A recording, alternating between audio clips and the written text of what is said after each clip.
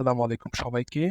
আশা করি সবাই খুব ভালো আছেন। আজকে যে টপিকটা নিয়ে আলোচনা করব সেটা হচ্ছে মেইনলি প্রতিসাম্য। খুব গুরুত্বপূর্ণ একটা টপিক। এইচএসসি থেকে শুরু করে অ্যাডমিশন, সকল ভার্সিটি, কৃষি কিংবা মেডিকেল পরীক্ষা আসার মতো একটা টপিক। আচ্ছা তাহলে কথা না বাড়াই, আপনারা অবশ্যই দেখতে পাচ্ছেন স্ক্রিনের লেখাগুলো। ওকে। প্রথম যেটা, প্রথমে আমরা আসি গতি প্রতিসাম্য। এটা যে ইংরেজি শব্দ আছে সেটা হচ্ছে স্পেরিক্যাল, যার অর্থ হচ্ছে গোলাকার। ওকে? তো এটা আমরা অনেকে এইচআরভি হিসেবে মনে রাখি, সেটাও করতে পারি। এছাড়াও একটা সূক্ষ্ম জিনিস যেটা মুখস্থ না, জাস্ট খেয়াল রাখলেই কখনো আপনার ভুল হবে না। সেটা হচ্ছে দেখবেন এইচভিআর এর ৩টা ওয়ার্ডের ৫ নাম্বার লেটারটা ও। দ্যাট মিনস ওই ওটা কিন্তু আমরা গলীয় হিসেবে মনে করতে পারি, স্পেরিক্যাল, গোলাকার যেটা। উদাহরণের ক্ষেত্রেও খেয়াল করে দেখবেন ৪ এবং ৫ নাম্বারের ক্ষেত্রে অবশ্যই সেম। তো আমরা এইচভিআর এর ক্ষেত্রে একটা জিনিস অবশ্যই মনে রাখতে হবে, সেটা হচ্ছে এইচ দিয়ে কিন্তু হচ্ছে হেলিজোয়া, এইচ দিয়ে কিন্তু হাইড্রা না। আশা করি বিষয়টা বুঝতে পেরেছি। ওকে। আচ্ছা এবার আসি অরিও। অরিওর ক্ষেত্রে যেটা সেটা মেইনলি হচ্ছে ২য় পর্বের প্রাণী, অর্থাৎ নিডারিয়া পর্বের। তো এখানে আমরা দেখতে পাচ্ছি যে অরিওর ক্ষেত্রে আমরা মনে রাখতে পারি হার্ম দিয়ে। তো এইচ দিয়ে আমরা কি বোঝাচ্ছি? হাইড্রা, এ দিয়ে বোঝাচ্ছি অরেলিয়া, আর দিয়ে বোঝাচ্ছি রেডিয়াল যেটা অরিওর ইংলিশ, এবং এম দিয়ে বোঝাচ্ছি মেট্রিডিয়াম। ওকে? তো এগুলা কিন্তু অবশ্যই মনে রাখতে হবে হার্ম দিয়ে, কারণ এইচ দিয়ে কিন্তু আমরা এখানে আ হাইড্রা বোঝাচ্ছি, এইচ দিয়ে কিন্তু আমরা হেলিজোয়া বোঝাচ্ছি না।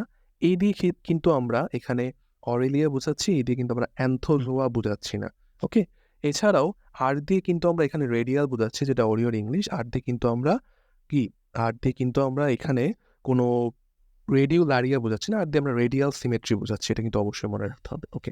এবার আসি দ্বি-অরীয় এবং দ্বিপার্শ্বীয়। এই ২ টার ক্ষেত্রে আমার মতো যারা একটু পিছিয়ে পড়া স্টুডেন্ট তাদের একটু সমস্যা হয় কি? দ্বি-অরীয় এবং দ্বিপার্শ্বীয় ইংলিশটা অনেক সময় গুলিয়ে যায়। তো খেয়াল রাখবেন দ্বির ক্ষেত্রে বাই থাকবে এবং অরীয়র ক্ষেত্রে যেহেতু উচ্চারণ আর, তো আর এর ক্ষেত্রে এটা রেডিয়াল থাকবে, এবং দ্বিপার্শ্বীয়র ক্ষেত্রে এটা এল থাকবে। তো অরীয়র ক্ষেত্রে আর, পার্শ্বীয়র ক্ষেত্রে এল। তো দ্বি-অরীয়র ক্ষেত্রে আমরা উদাহরণটা স্বাভাবিকভাবে দেখতে পারি, যেটা সিউলোপ্লানা।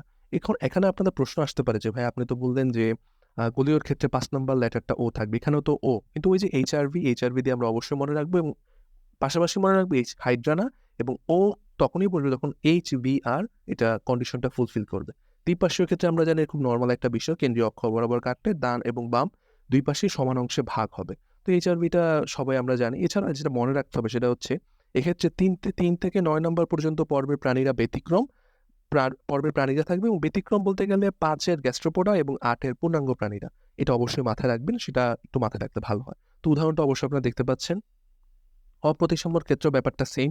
আপনারা এটা খুব সহজে মনে রাখতে পারেন, এসিমেট্রি, স্পঞ্জ, শামুক যা আছে যেটা সহজে ভাগ করলেও ২ ভাগে সমান হয় না। ওকে? এছাড়া একটা বোনাস টপিক যেটা সেটা হচ্ছে আমরা অনেক সময় কি হই? সিমেট্রি এবং ক্লিভেজের ক্ষেত্রে অনেক সময় একটু আমরা গুলিয়ে ফেলি। আমরা পড়ে যাই সিমেট্রি, কিন্তু যদি ক্লিভেজ চলে আসে আমরা সেইম ভাবে ওই যে অরিও সিমেট্রি দেখে আমরা অরিও ক্লিভেজেও দাগিয়ে দেই। সেটা কিন্তু করলে হবে না। কারণ অরিও ক্লিভেজ আপনারা অরিও সিমেট্রি খেয়াল করবেন। এটা একটু নিডারিয়া পর্বের প্রাণী। আর এটা কিন্তু অরিও ক্লিভেজ আর্থ্রোপোডা। ওকে? তো বিষয়টা অবশ্যই মনে রাখবেন। অরিও, দ্বিপার্শ্বীয় এবং সর্পিল ৩ টার ক্ষেত্রে অবশ্যই বিষয়টা মনে রাখতে হবে। উদাহরণটা আছে, উদাহরণটা আপনারা দেখলে বুঝতে পারবেন।